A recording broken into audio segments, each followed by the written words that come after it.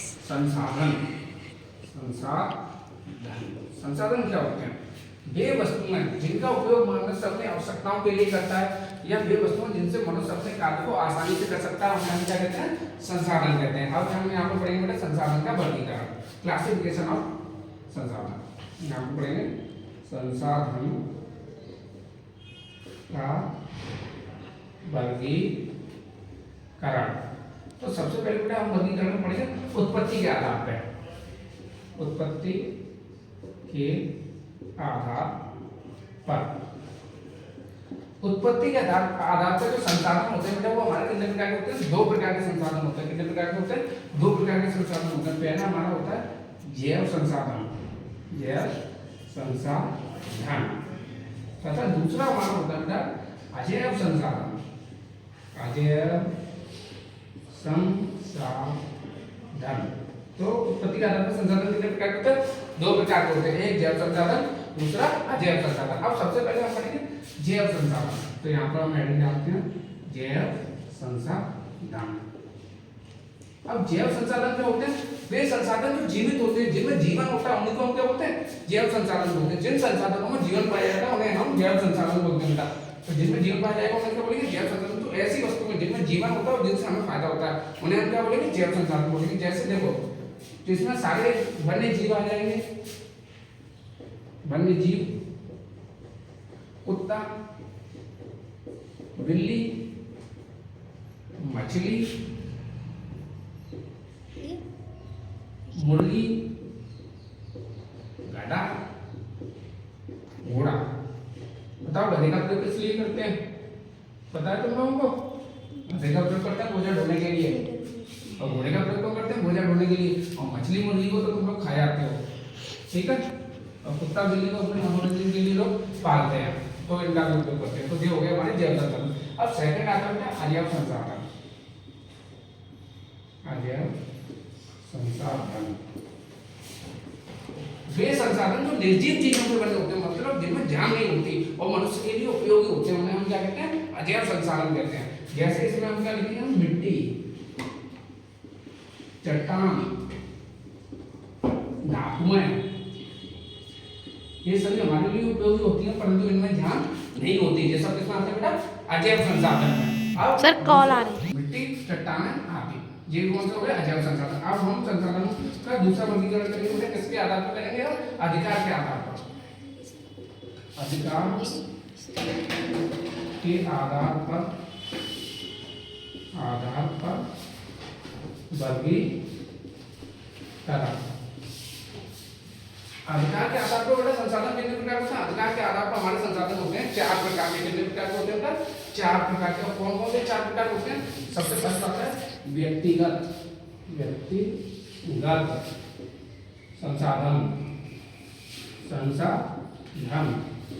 दूसरा आता है व्यक्तिगत के बाद दूसरा क्या आता है हमारा? दूसरा आता है सामुदायिक संसाधन, तीसरा आता है बेटा हमारा राष्ट्रीय संसाधन,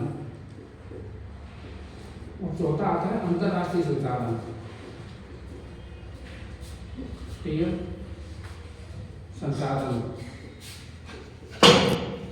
तो संसाधन बेटा उसके अधिकार के आधार पर कितने प्रकार के होते हैं? चार प्रकार के होते हैं, व्यक्तिगत, सामुदायिक, राष्ट्रीय और अंतरराष्ट्रीय। फर्स्ट होता है व्यक्तिगत, सेकंड सामुदायिक, थर्ड राष्ट्रीय और चौथा अंतरराष्ट्रीय। अब हम इनको एक्सप्लेन करते हैं। व्यक्तिगत संसाधन, व्यक्तिगत संसाधन क्या होते हैं?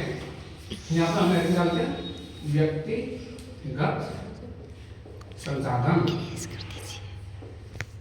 तो वे संसाधन जिन पर किसी निजी व्यक्ति का हक होता है, जैसे मोटरसाइकिल, कार, इन पर तुम्हारा खुद का हक होगा ना।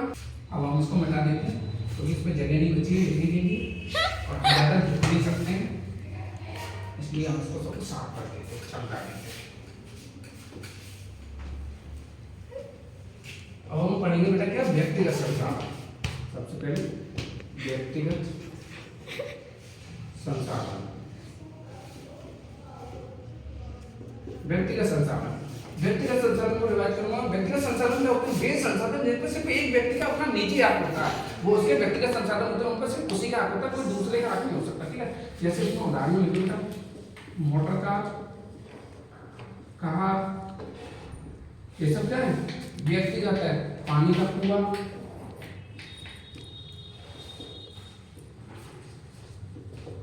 घर, ये सब बाहर, ये लोगों के खुद के हो सकते हैं। तो ये क्या व्यक्तिगत संसाधन है। इसके बाद दूसरे आते हैं सामुदायिक संसाधन।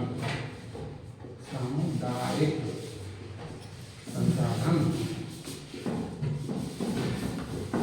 सामुदायिक संसाधन, सामुदायिक संसाधन कौन से संसाधन होते हैं बेटा? जिनको पूरे समुदाय अर्थात पूरे समाज का आपको होता है। सामुदायिक संसाधन होता है मतलब पूरी एरिया का है। जैसे किसी एरिया में कोई सुनो लिसन, किसी एरिया में कोई एक नल लगा है तो उस नल पर सबका आग होगा, होगा कि नहीं? सबका नल होगा। अगर किसी एरिया में कोई पार्क है तो खेलने का मैदान है तो उसका सबका आग होगा। तो हम घर में लेते हैं खेलने का मैदान, हम मैदान, नल,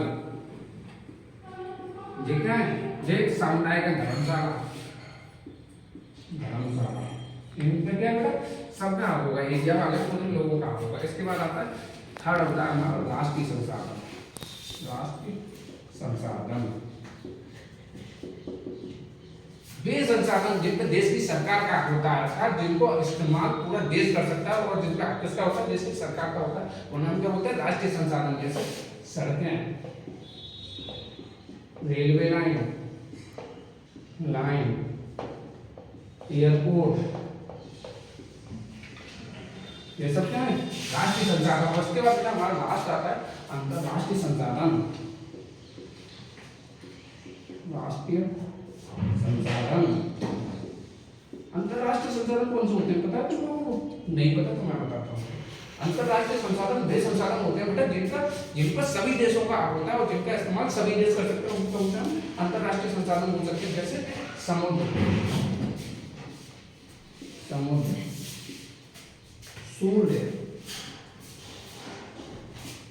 हवा, इनका प्रयोग हर कोई कर सकता है। पूरे देश जितने देश में सब कर सकते हैं। तो इन्हें क्या होते हैं? समुद्र, सूर्य, हवा और सूर्य से प्राप्त ऊर्जा, दबाव और बहुत सारे कोड वगैरह होते हैं, वो सब किस में अंतरराष्ट्रीय संसाधन में आते हैं। Thank you.